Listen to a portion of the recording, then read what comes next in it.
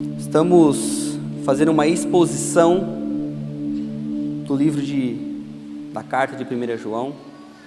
Mas antes de mais nada, para a gente poder começar aqui, tem alguém que nos visita pela primeira vez hoje? Levanta a mão para a gente ver aqui rapidinho. Tem gente aqui, ali. Seja bem-vindo, é um prazer tê-los aqui com a gente. Fique à vontade, estamos aqui para servir vocês. Para você que chegou agora, estamos fazendo aí um estudo da primeira carta do livro de João. Começamos na semana passada, o nosso pastor Bruno Colonetti nos ministrou aí. Quem foi abençoado com a palavra da semana passada aqui?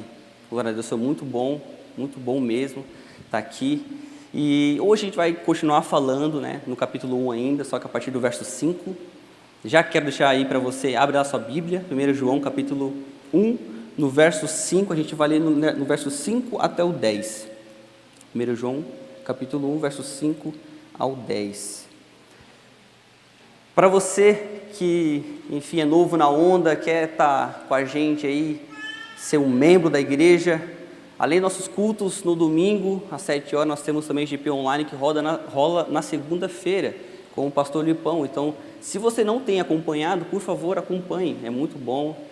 Tempo com a sua família lá, assista online. Você que está em casa também, acompanha com a gente aí. Toda segunda-feira tem o GP online no canal da Onda Dura, ok? Então fica aí a dica para você estar acompanhando. Se você não tem acompanhado, por favor, acompanha lá com a gente, que tem sido muito bom esses GPs online, tá bom? Vamos lá, 1 João capítulo 1, no verso 5, lá diz o seguinte: esta é a mensagem que dele ouvimos e transmitimos a vocês.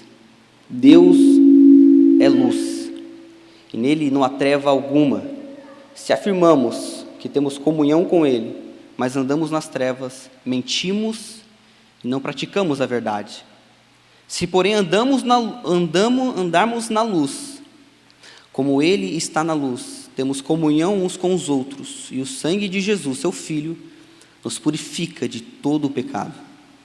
Se afirmarmos que estamos sem pecado, enganamos a nós mesmos e a verdade não está em nós. Se confessarmos os nossos pecados, ele é fiel e justo para perdoar os nossos pecados e nos purificar de toda injustiça. Se afirmarmos que não temos cometido pecado, fazemos de Deus um mentiroso e a sua palavra não está em nós. Vamos orar. Jesus, nós estamos aqui nessa noite por Ti, Pai. E entregamos ao Senhor o culto dessa noite.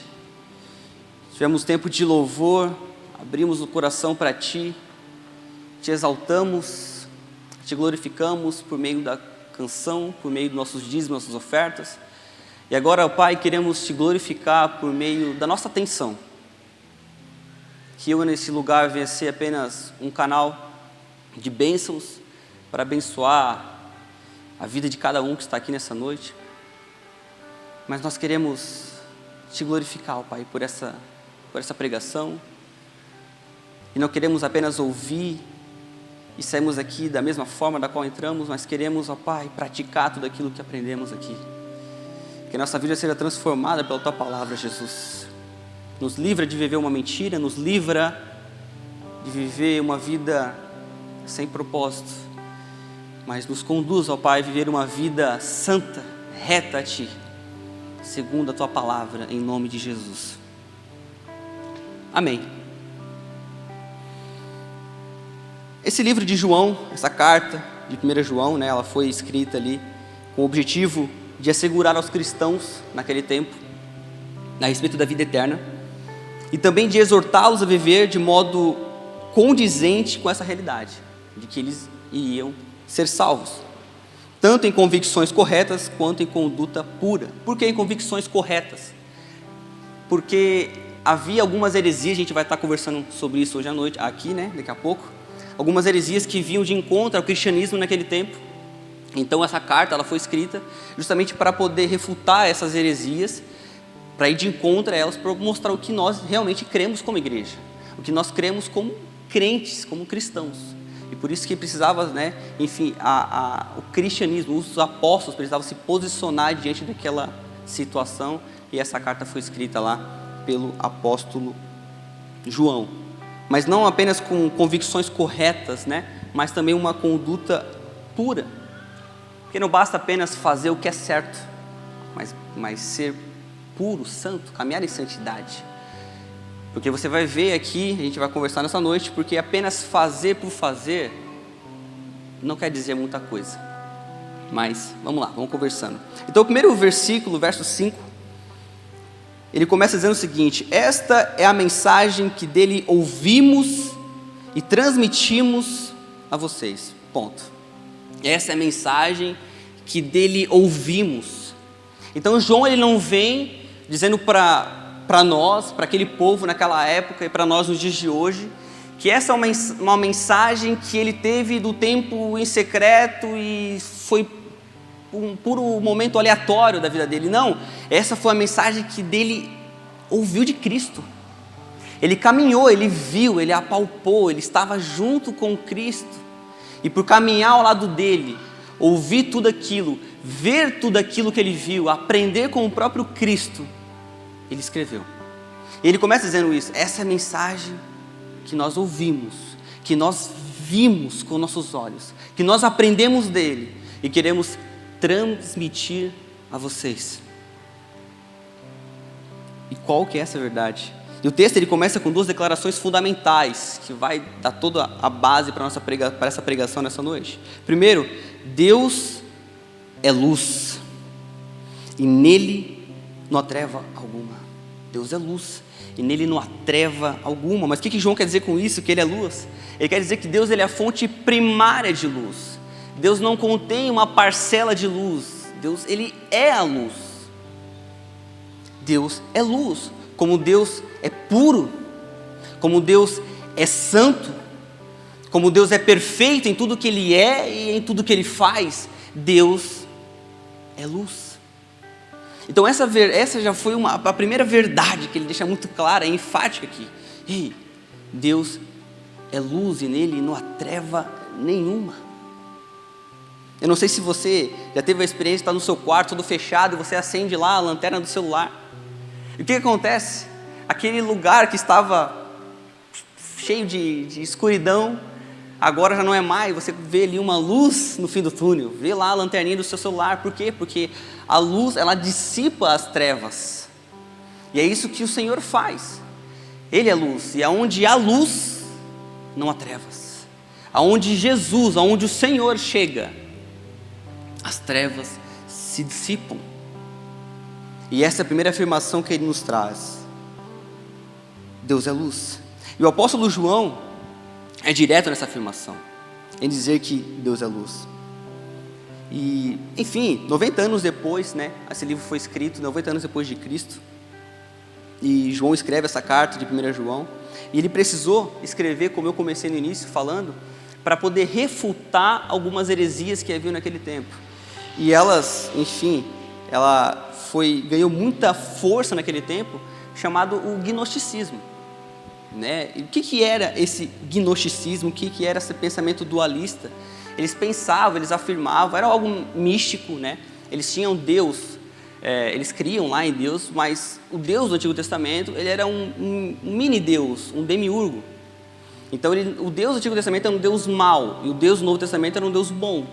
O Deus do Novo Testamento se representou como Deus supremo, né? Ele, Deus supremo, mas não é o mesmo Deus que criou o universo, não é o mesmo Deus que criou o cosmos, a terra, porque esse Deus que criou o cosmos, ele é um Deus mau, porque esse pensamento dualista via o homem como apenas como uma matéria, como algo ruim, o corpo como algo ruim, e apenas o espírito algo bom. Pô, Felipe, mas isso é ruim? Por quê? Porque se só apenas a matéria é ruim, aquilo que eles faziam, aquilo que eles, enfim, faziam por fora, no corpo, não influenciava no espírito. Então, viver uma vida em pecado, viver uma vida totalmente contrária às Escrituras, não significava nada, porque o espírito é bom. Então, essa era a afirmação que eles tinham. Não, o que o corpo faz não tem problema, porque o corpo é mau. O Espírito é bom. E aqueles que tinham esse entendimento pelo Espírito, esses eram salvos. Então, além de tudo isso, né, somente alguns eram salvos porque eles tinham isso, uma revelação do Espírito. Como é que eu vou saber? Ninguém sabe. Mas o cara que tinha esse entendimento no Espírito falava, olha, agora eu consigo compreender. Então você vai ser salvo. Então essa heresia, ela começou a ganhar muita força naquele tempo. E o apóstolo João teve que vir e falar, não, peraí, vamos nos posicionar aqui. Os apóstolos precisavam se posicionar, porque os próprios cristãos daquela época, dentro do convívio deles, começaram a acreditar nisso. E talvez você se identifique com isso nos dias de hoje. Um pastor começa, enfim, fazendo algumas pregações na internet, com seus 300 seguidores no Instagram, e daqui a pouco esse cara está com 100 mil, daqui a pouco ele está com 1 milhão de seguidores, e influenciando várias pessoas. E aquele cara que começou pelo certo, começou falando coisas, enfim, bíblicas, agora solta alguma heresia aqui, falando que Deus não é assim, falando que Deus não é santo, falando algumas heresias que a princípio talvez sejam sutis a nós, mas isso vai entrando e nos influenciando. E era mais ou menos isso que aconteceu naquele tempo. Porque começou esse fuzuê acontecer, e alguns crentes estavam acreditando naquilo. E isso é uma heresia. E João ele deixa muito claro essa verdade. Qual a verdade? Ei, Deus é luz e nele não há trevas algumas. Não tem como caminhar junto. Não, em Deus não há trevas. Deus não é um Deus pequeno. Deus é soberano. Ele é quem diz que é. Ele é o grande eu sou. Esse é o Senhor. Ele é perfeito, santo, puro. Deus é absoluto naquilo que Ele é. Absolutamente justo. Absolutamente santo.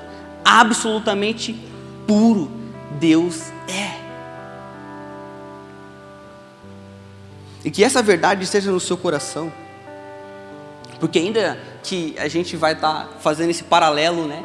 Que o povo daquele tempo com a gente de hoje. E talvez você pense, não, mas aquele povo sofria lá, enfim, passou aquele momento lá, o gnosticismo estava muito no auge. Mas hoje então, isso não acontece. Hoje nós sabemos que Deus é Deus. Hoje nós sabemos que o Deus não muda, o Deus é o mesmo Deus. Mas cara, eu quero te falar que isso é muito sutil no nosso meio. Não tem como ter um encontro com esse Deus e não ser transformado por Ele. Porque quando o apóstolo João vem e afirma que Deus é luz, como eu dei o exemplo lá da lanterninha no quarto, que a luz dissipa as trevas, é o mesmo exemplo que eu ia trazer para vocês do apóstolo Pedro. Quando ele está no barco, Jesus fala assim, vá lá, joga a rede lá do outro lado, vamos lá tentar de novo. Pedro vai lá e joga as redes, e a rede vem cheia de peixes. E a primeira coisa que Pedro faz quando ele olha para Jesus, a primeira afirmação que ele diz é: afasta de mim, pois sou um homem pecador. O primeiro contato que o apóstolo Pedro tem com o Senhor Jesus é esse: caralho, afasta de mim porque eu sou pecador. Só de chegar perto de ti eu vejo a minha impureza, eu não mereço. Isaías, quando tem um encontro com o Senhor, citado no livro de Isaías, quando ele tem naquela visão, que ele viu o Senhor assentado no trono, a primeira coisa que ele fala, na verdade ele nem fala, ele fica de joelho, prostrado, ele não consegue se levantar, ele não consegue falar, ele não consegue fazer nada, tem que vir um anjo tocar nele, para que ele possa falar alguma coisa. Esse é o encontro, é isso que acontece quando nós nos encontramos com Jesus. Ele não é apenas um profeta, ele não é apenas um bom homem do Novo Testamento, mas ele é santo, mas ele é puro, e é impossível você ter um encontro com Jesus e permanecer da mesma forma. É impossível você estar com Ele e continuar a mesma coisa. João refuta essa heresia ao dizer no verso 8, lá no versículo 8, se afirmamos que temos comunhão com Ele, mas andamos nas trevas, mentimos e não praticamos a verdade. Muito claro. Se eu afirmo que eu tenho comunhão com Jesus, mas eu ando nas trevas, é mentira nós mentimos, porque é impossível que isso aconteça.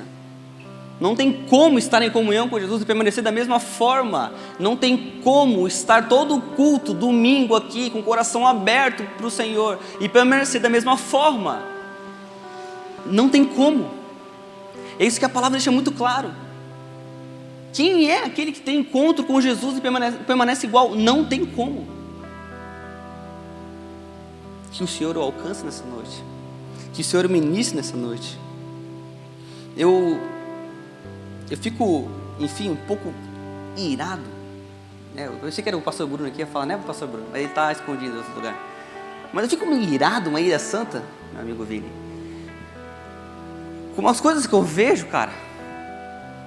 Como que, isso até os líderes, como líderes, que são líderes, que deviam ser exemplo de liderança, que caminham com Jesus, que fazem devocionais diários, ou deveriam fazer, vivem uma vida depravada. É impossível que isso aconteça. Um relacionamento que não agrada ao Senhor, uma vida sexual ativa. Que relacionamento é esse? Isso não agrada a Deus. Você precisa de um encontro com Jesus, cara. Por isso que somente fazer ou estar no culto não diz muita coisa. Você precisa de um encontro com Jesus, porque Ele é a luz. Não sou eu que vou vir falar para você que isso é errado e você simplesmente vai ter um encontro e falar, não, agora eu vou mudar. Eu não sou a luz, Jesus é a luz. Quando você encontrar com Ele, cara, é automático você olhar e falar, cara, essa sujeira aqui, eu não posso. Eu lembro de uma situação, nos meus primeiros momentos de conversão, que eu fui orar e eu falei, meu mestre, Senhor Jesus, eu preciso de Ti, e me mostra aquilo que eu tenho errado, mas eu não tenho conseguido ver, aquilo que não Te agrada, mas por mim às vezes passa batido, e comecei a vir uns pensamentos na minha cabeça, coisas que eu fazia que para mim era tão comum, e eu faço direto. Eu falei, cara, isso aqui não Te agrada? Eu acho a coisa da minha cabeça. Não pode, isso não é o Senhor falando. Porque para mim era tão comum aquilo, mas eu comecei a pensar e falei, cara, mas será que é isso mesmo? E naquele momento eu comecei a orar, falei, Senhor, se for isso mesmo que não Te agrada, que eu tenho feito, me ajuda a melhorar. Eu não posso permanecer dessa forma, Pai. E naquele momento eu comecei a chorar de uma maneira incontrolável, eu comecei a me sentir tão pecador, cara. Porque eu cheguei diante desse cara que é luz. Eu cheguei diante desse cara que é santo e falei, olha, eu não sou luz, eu não sou santo, mas eu preciso do Senhor, para que o Senhor me mostre aquilo que eu preciso mudar. Porque uma coisa é você que tinha uma vida toda zoada lá atrás, festas e coisas aradas, e você abandona aquela vida, e agora você já está na igreja, você é um crente, caminha com a gente, legal, massa, e acha que a sua vida foi totalmente transformada, porque aquele cara que você era lá atrás, você não é mais. Mas como se você já não entrasse num processo de santificação, como você se tornou santo, e não, você está num processo de santificação, e esse processo só acaba na volta de Cristo. Eu preciso mudar todos os dias, eu preciso confessar o meu pecado constantemente, porque ainda que eu, como líder na igreja, ainda mais eu preciso confessar os meus pecados, ainda mais eu.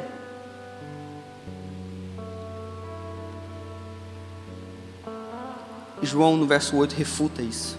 É impossível. Se afirmamos que estamos sem pecado, enganamo-nos a nós mesmos, e a verdade não está em nós.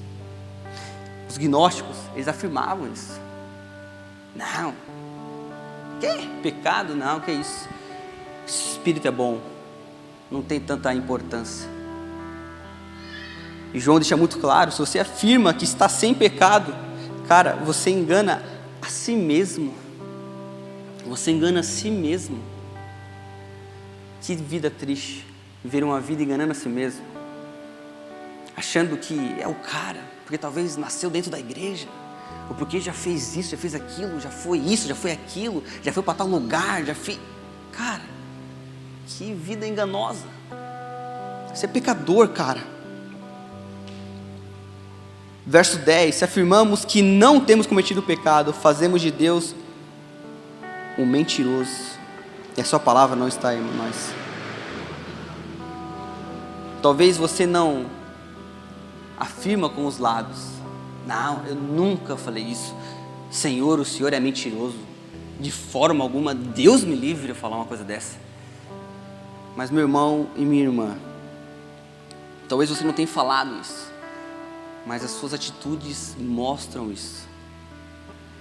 E se as suas atitudes, cara, demonstram isso, você precisa nessa noite se arrepender. Você precisa se arrepender urgentemente. Você precisa do Senhor, cara. Se afirmamos que não temos pecado, fazemos de Deus um mentiroso. Naquele tempo também vinha crescendo, enfim, tinha 2 escolas ali, uma delas era essa, onde esse dualismo estava, enfim, no auge ali, o gnosticismo e tal, onde eles falavam que a matéria, o corpo era mal, mas em contrapartida, no outro extremo, havia lá os monastérios. Eles iam a esses lugares, né, tipo, se isolavam da sociedade, porque a sociedade era toda corrompida, para poder buscar a santidade. Não, eu vou ser santo então. Como se pela força dos próprios braços eles pudessem conseguir. E eles ficavam isolados, jejuavam e oravam. E jejuavam e oravam. E liam a palavra de Deus, jejuavam e oravam. Toda hora, a todo momento, constantemente. Algum deles tornaram santo? Nenhum. Porque é impossível, cara. Você sozinho, pela força do seu braço, ser santo. É impossível. Você precisa de Jesus. Só Ele te torna santo. Não pelo que você é, mas pelo que Ele fez por você. Você não é justo pelo que você faz, mas pelo que Ele fez por você. O mérito é dele, não é seu. Felipe, então eu não preciso me santificar de forma alguma. Porque quando você entende que o sacrifício na cruz foi para te justificar, você se submete a isso, você se constrange a essa verdade, e é automático que você começa a buscá-lo. É automático. Ninguém precisou falar comigo há 6 anos atrás: Felipe, para de fazer isso, para de fazer aquilo, isso é errado. Automaticamente eu deixei de fazer aquelas coisas. Automaticamente eu fui deixando de ser aquele cara que eu era. Os meus amigos da qual andavam lá atrás olhavam assim: cara, você não é mais o mesmo cara. Você já está tudo estranho, você está fazendo tudo errado. E eu era o errado para eles. Como até hoje talvez ainda sou. Mas foi automático. Por causa eu me relacionava com Jesus com um coração sincero. Cara, no início da conversão nós temos um coração tão sincero, tão puro diante de Deus, de falar para Ele: nossa, Pai, eu preciso tanto do Senhor. Aí você começa a deixar o pecado, você começa, sabe, a jejuar semanalmente e falar assim: eu quero mais do Senhor, eu quero estar mais sensível, eu quero viver mais disso. No louvor você se quebranta e levanta os braços e chora e confessa o pecado, manda mensagem para o seu discipulador, para o seu líder, para o seu amigo, e fala assim: cara, eu preciso confessar, eu preciso abrir meu coração. E quando você já está há alguns anos na igreja, cadê esse cara? Não peca mais, não tem pecado mais. Não confessa os pecados. Em algumas reuniões de líderes, a gente está junto, e eu pensava assim: cara, será que todo mundo santo? E isso é um terreno perigoso. Sabe por quê? Porque a hora que você cair, cara, no pecado, vai ser tão grande que a dor vai ser muito maior. Confessa os pecados. Constantemente, diariamente, semanalmente. Uma frase uma vez eu ouvi de um grande amigo. Fui lá em Balneário uma vez, tempo que eu discipulava meu grande brother Julian, na casinha dele lá, que era 5 metros quadrados. Eu lá discipulando ele, a gente conversando. Eu não me esqueço aquela frase que ele falou para mim. Ele falou assim: cara, ele veio confessar um pecado para mim e falou assim: mano, mas vale confessar, mas vale estar falando aqui, né, confessando isso aqui, do que confessar lá confessar a tentação do que o pecado. Lembrei da frase. Mas vale confessar a tentação do que confessar o pecado. Eu falei, é isso aí, irmão, amém, glória a Deus. E é a maior pura verdade, cara, nós somos tentados constantemente. E aí não confessamos, não nos abrimos. Aí quando está lá enxertado no pecado, na lama, lá no chão, aí o GP sofrendo, o grupo pequeno sofrendo, a casa perdendo, a família sofrendo com o pecado do homem, da mulher, dos pais, porque o egoísta foi indo até o máximo que podia, achando que conseguia sozinho, vou levando a si mesmo. Aí quando está lá no fim, não, agora eu vou abrir, ó, aí começa a vomitar as coisas tudo. Cara, eu não vou dizer para você que é tarde demais, porque nunca é tarde demais, mas não chega nesse ponto. Confessa a tentação. Cara, olha, eu fui tentado naquele lugar ali, naquele negócio. Olha, eu não pequei. Eu não cheguei a fazer, mas olha, irmão, foi difícil. Confessa a tentação. Amém até aqui? Amém, meu pastor amado.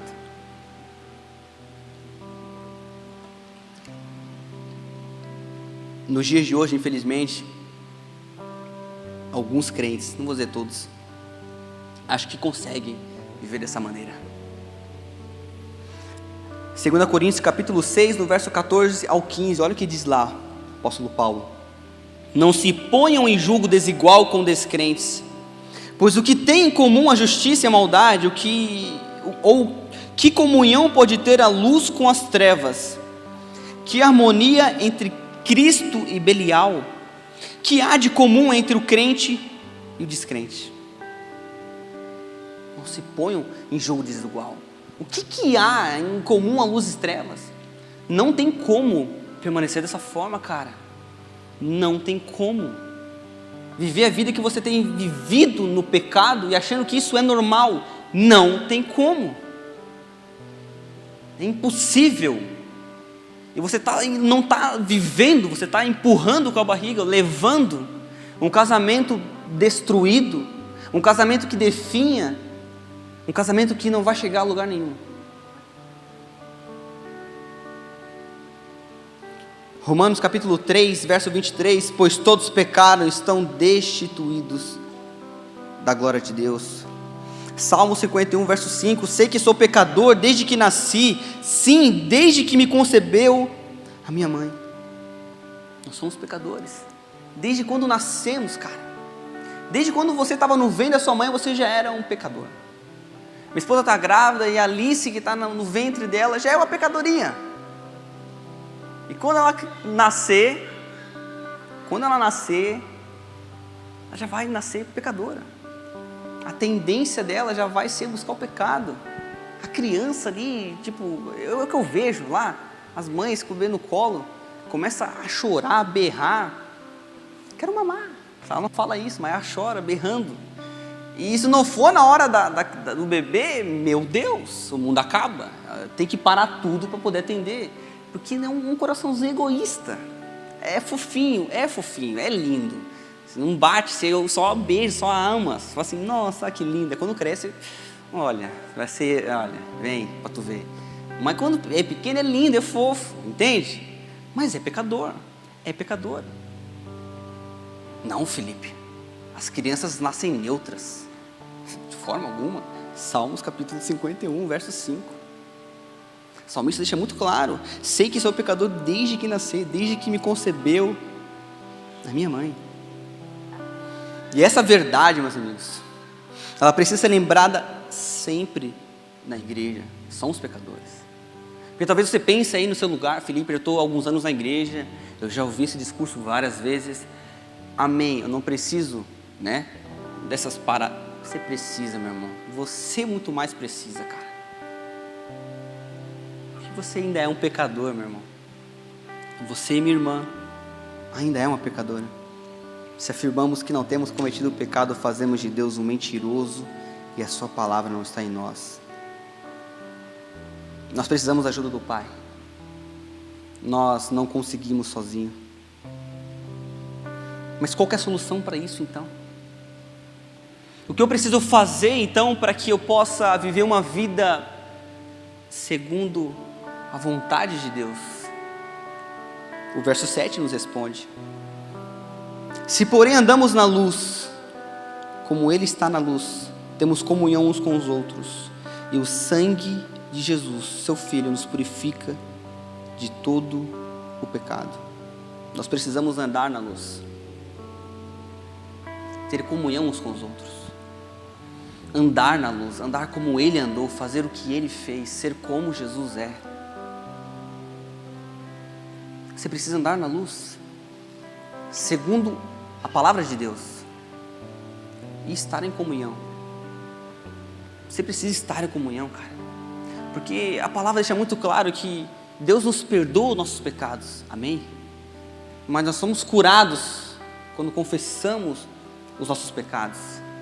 E eu estou aqui, o pastor Bruno está aqui, toda a liderança está aqui para te ouvir, cara, para que você confesse os pecados, para que você seja curado. O poder não está em nós, a gente não vai fazer nada, só orar por você, dar uma palavra ali, às vezes nem vamos dar uma palavra, só vamos estar te ouvindo, mas você vai estar sendo curado, porque a palavra deixou muito claro que você precisa confessar, precisa passar pelo constrangimento, precisa passar por aquilo, entender que, cara, eu sou pecador, eu preciso de Jesus. Olha, eu achei que eu conseguia sozinho, eu não consigo, eu preciso de Jesus, me ajuda, ora por mim, cara. Precisamos andar na luz, ter comunhão uns com os outros. Teu lugar, meu irmão, é no relacionamento com a igreja.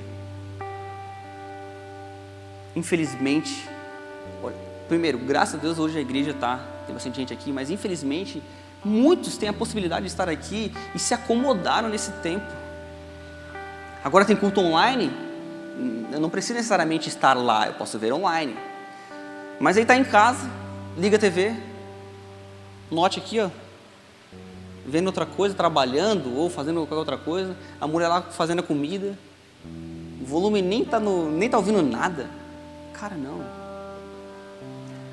Graças a Deus temos a internet, porque hoje nos possibilita de estarmos perto uns dos outros, de certa forma, mas isso nunca vai suprir o momento em comunhão com a igreja, de forma alguma.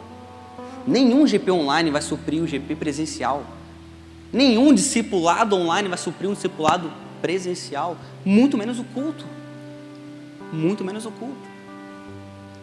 E o crente automaticamente vai se, sabe, cara, quer saber? Agora está tendo pandemia, eu não sou obrigado a ir, então eu não vou ir. Nem é grupo de risco. Mas no mercado é o primeiro a estar, qualquer churrasco, tá lá já. Costela de fogo no chão, pegando, desde as 5 da manhã, em pé. 40 cabeças dentro da casa. Churrascão. Polícia vem, todo mundo já se abaixa. Acho que eu não sei, eu vejo suas histórias. Eu estou te acompanhando. E na igreja você não está, cara. O que está acontecendo, meu irmão? Você precisa estar em comunhão com a igreja, cara. Porque sozinho, o único lugar que você vai é para mais longe do Senhor. E talvez é esse lugar que você está hoje. Longe do Senhor. E se você está aqui, glória a Deus por você, porque hoje você tem a oportunidade de se aproximar dele de novo. Hoje você tem a oportunidade de ouvir a voz dele de novo, de abrir o coração para ele e falar: olha, Pai, eu estava caminhando para esse lugar, cada vez mais longe de ti, eu cansei dessa vida, eu quero uma vida mais perto do Senhor, eu me rendo diante do Senhor, Pai. Precisamos viver em comunhão e viver uma vida de confissão de pecados. Nós precisamos disso. Ao invés de negar nossa natureza pecaminosa, nós precisamos confessar nossos pecados. Eu, graças a Deus, caminho bem perto do nosso pastor. E quantos momentos, cara, que talvez mais ninguém aqui passou comigo. Quantos momentos que foram dolorosos, difíceis demais.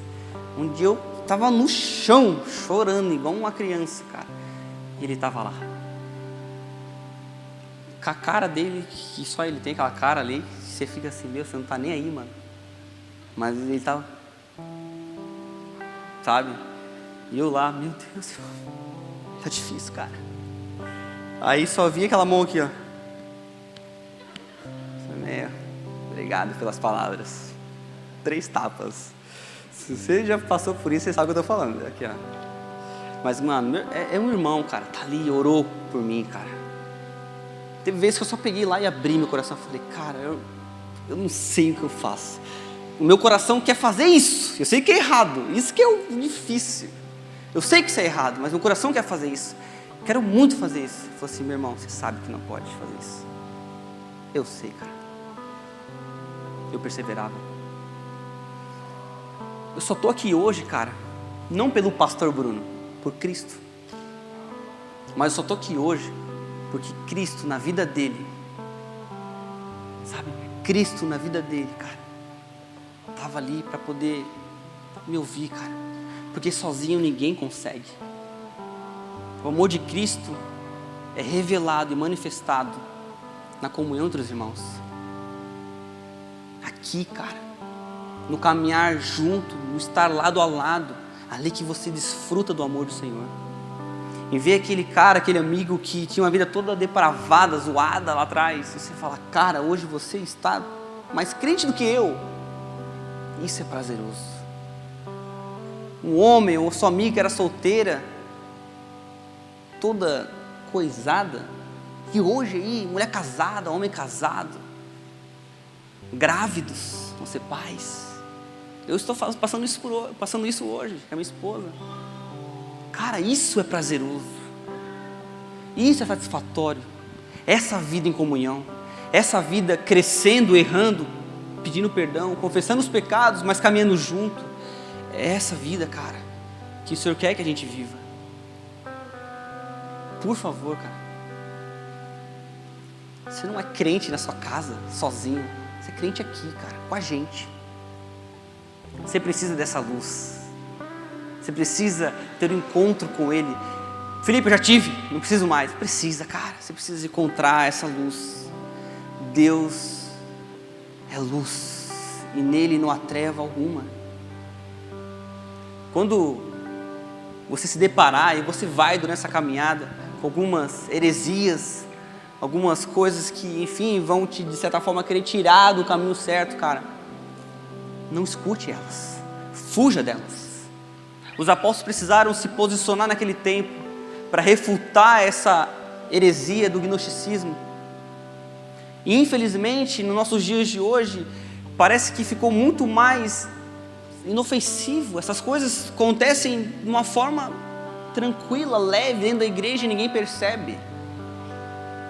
Graças a Deus, são milênios, milhares de anos aí, homens de Deus lutando contra isso, dando a vida para poder falar, não, é a palavra de Deus, é a palavra do Senhor, é isso aqui a verdade.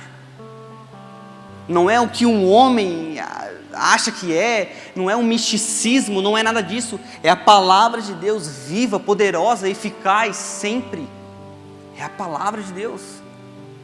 E nos nossos dias, não é porque alguém abre a Bíblia e lê um versículo e isola aquele versículo e leva um sentimentalismo àquilo, falando que Deus é somente amor e é tudo lindo.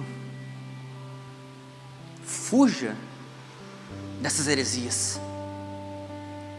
Deus é amor? Claro que Ele é, mas Ele é santo, Ele é puro, Ele é justo. Deus, por ser santo, cara, o seu pecado fere a santidade de Deus. O seu pecado afasta você de Deus. Você precisa olhar para o pecado dessa forma. Senão você vai continuar pecando deliberadamente. Senão você vai continuar pecando e achando que isso é normal. E não, meu irmão, não é normal, cara. Nós precisamos confiar nos méritos de Cristo. Viver uma vida de confissão de pecados. Uma vida quebrantada. Reta, Deus. Não é um chamado aos perfeitos. Porque não existe. Mas é um chamado àqueles que creem. Aqueles que se submetem à palavra de Deus.